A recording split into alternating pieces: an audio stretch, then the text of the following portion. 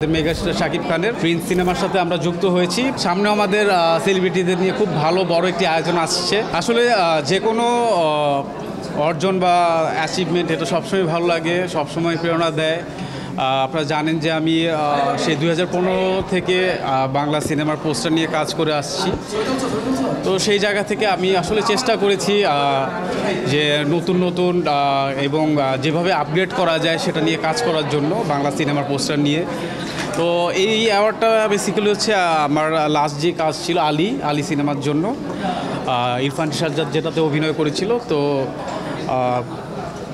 এই তো আমি আসলে এইখানে আয়োজকদের ধন্যবাদ জানাই এবং যারা আমাকে অ্যাপ্রিসিয়েশনটা দিয়েছে, এটা আসলে আমার নেক্সট কাজগুলোর জন্য দায়িত্ব আরও বাড়িয়ে দিল আমি যেটা মনে করি। প্রত্যেক বছর আসলে ঈদে 3-4টা সিনেমা থাকেই, তো সেই জায়গা থেকে ঈদে এবারও অনেকগুলো সিনেমা আসছে। বাট আমি বেসিক্যালি একটা সিনেমার সাথে জড়িত আছি, আপনারা হয়তো জানবেন।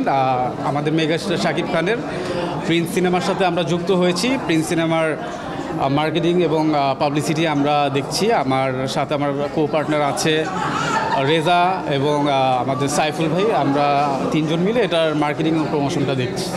এবং এটা আসছে ক্রিয়েটিভ ল্যান্ড নামে যে প্রযোজনা প্রতিষ্ঠান, ওটা স্বত্বাধিকারী হচ্ছে শিরিন সুলতান আপু এবং এটা পরিচালনা করছে আমাদের আবু হায়াত মাহমুদ ভাই। আমাদের আগে যেই কাকরাইল পাড়ার একটা প্রচলন ছিল, যে গলা কাতরা পোস্টারের একটা প্রচলন ছিল, আমরা কিন্তু এখন অনেকটাই ওই জায়গা থেকে বের হয়ে এসেছি। এবং আপনি যদি দেখেন যে আমাদের বাংলাদেশের যেই পোস্টারগুলো এখন কিন্তু মোটামুটি এগুলো আপনার বলিউড স্ট্যান্ডার্ডের মোটামুটি চলে গেছে। একটা বাংলা সিনেমার বা একটা ওটিটির পোস্টার দেখে কিন্তু এখন কি বলতে পারবে না যে এটা আসলে দেখতে খুবই ট্যাকি বা খুব খ্যাত কিছু মনে হচ্ছে। আগে ধরেন সিনেমা হলের সামনে দিয়ে আপনি যখন 2005 বা 2006 বা ওই যে একটা সময় গেছে বাংলা সিনেমার, যে একটা কালো সময় গেছে, ওই সময় পরিবার নিয়ে যখন বের হতাম তখন কিন্তু আসলে ডানে বায়ে তাকানোর মতো পরিস্থিতি ছিল না। এত অশ্লীল পোস্টার ছিল রাস্তাঘাটে লাগানো, ওইটা কিন্তু এখন আর নেই। এখন কিন্তু আপনি এই সিনেমা দেখতে একদম পরিবার নিয়ে কিন্তু সবাই হলে যাচ্ছে। তো আমি মনে করি যে একটা পোস্টারই হচ্ছে একটা সিনেমার আসলে মানে প্রথম আকর্ষণ। ওই পোস্টার দেখে কিন্তু একটা অডিয়েন্স ডিসিশন নেয় যে আমি আসলে এই ছবিটা বা এই কন্টেন্ট আমি দেখতে যাব কি যাব না।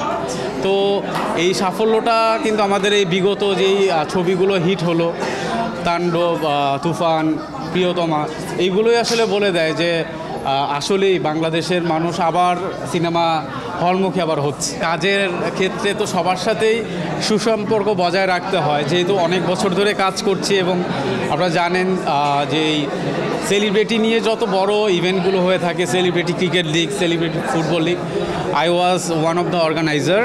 সো সামনে আমাদের সেলিব্রিটিদের নিয়ে খুব ভালো বড় একটি আয়োজন আসছে। সো আপনারা সবাই তো আমাদের সাথে থাকবেন ইনশাল্লাহ, দোয়া করছি। আর সকল নায়ক নায়িকা ইনফ্লুয়েন্সার সবাইকে নিয়ে আসলে কাজ করতে হয়। সেই জায়গা থেকে কারো নাম যদি উল্লেখ করি, আসলে এটা আসলে অন্য সবাইকে ছোট করা হবে। তো আমি চাই না কাউকে ছোট করতে বা কারো মন খারাপ করতে।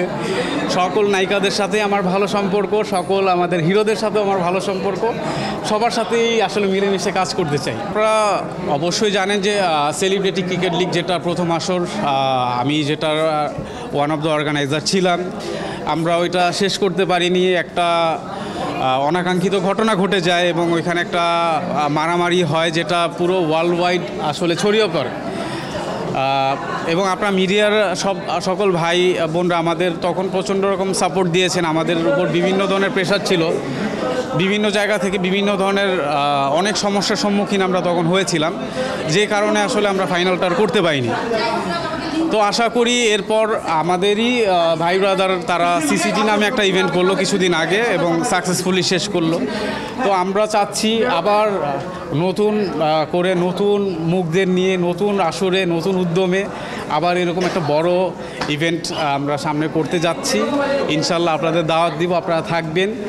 আর ফুটবল নিয়ে তো অলরেডি আমরা সাকসেসফুলি করেছি, যেখানে উইনার হয়েছে আমাদের ইনফ্লুয়েন্সারদের টিম, আয়মান সাদিক আর রাফসান শাবাব, ওদের টিমটা উইন করেছিল। সো ফুটবল নিয়েও আমাদের আয়োজন হবে, বাট আমরা আগে ক্রিকেটটা নিয়ে করব, যেহেতু আমরা সম্পূর্ণ করতে পারিনি এর আগে, একটা মারামারি হয়ে গেছে।